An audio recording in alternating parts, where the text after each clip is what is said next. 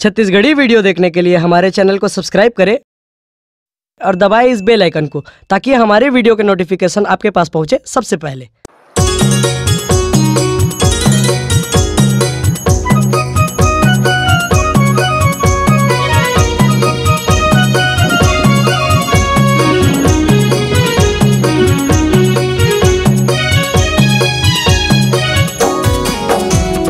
लिखे भारत के संविधान गबा बजे मकी ताल ज्यादा हवे ज्ञान। तैहा लिखे भारत के संविधान गबा बजे मकी ताल ज्यादा हवे ज्ञान। सबो पर अधिकार के नहीं भेदभाव, समता के भाईचारा के दिए ते समान। तैहा लिखे भारत के संविधान गबा बजे मकी ताल ज्यादा हवे ज्ञान। तैहा लिखे भारत के संविधान गबा बजे मकी ताल ज्यादा हवे ज्ञान।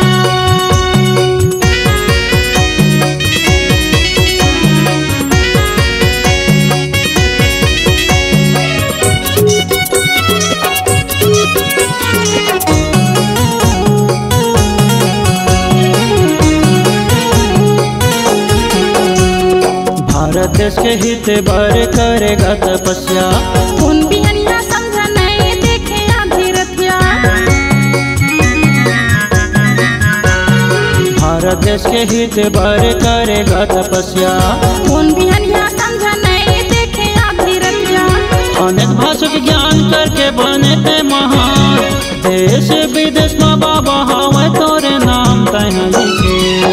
तैहा लिखे भारत के संविधान गबा बजे मकी ताल ज्यादा हवे ज्ञान।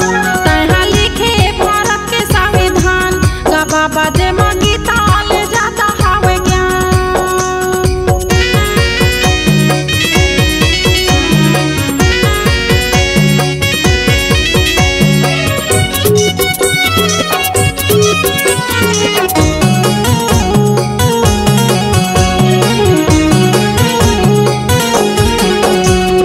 तोरे जैसे ज्ञानी बाबा नहीं है दुनिया में, भारत देश में जन्म ले है धन है महिमा।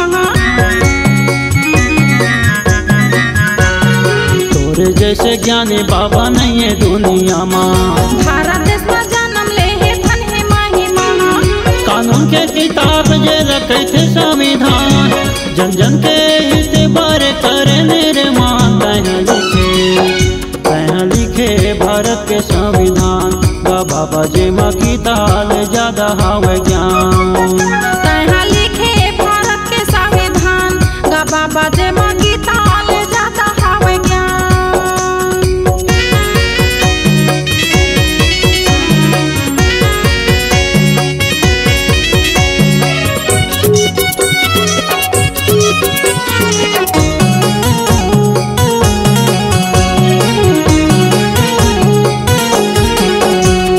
चंदा सूरज कसे तैहा चमकत रही बे बाबा, सृष्टि रही जब तक तैहा दमकत रही बे बाबा। चंदा सूरज कसे तैहा चमकत रही बे बाबा। सृष्टि रही जब तक तैहा दमकत रही बे बाबा। जिए के अधिकार दिए गरीब जनता ला, सबो मन के बर तैहा बन गए भगवान। तैहा लिखे भारत के संविधान गबा बजे मकी ताल ज्यादा हवे ज्ञान। तैहा लिखे भारत के संविधान गबा बजे मकी ताल ज्यादा हवे ज्ञान। सबो पर अधिकार के नहीं भेदभाव, समता के भाईचारा के दिए ते समान। तैहा लिखे भारत के संविधान गबा बजे मकी ताल ज्यादा हवे ज्ञान। तैहा लिखे भारत के संविधान गबा बजे मकी ताल ज्यादा हवे ज्ञान। तैहा लिखे भारत के संविधान गबा बजे मकी ताल ज्यादा हवे ज्ञान। तैहा लिखे भारत के संविधान गबा बजे मकी ताल ज्यादा हवे ज्ञान। तैहा लिखे भारत के संविधान गबा बजे मकी ताल ज्यादा हवे ज्ञान। तैहा लिखे भारत के संविधान गबा बजे मकी ताल ज्यादा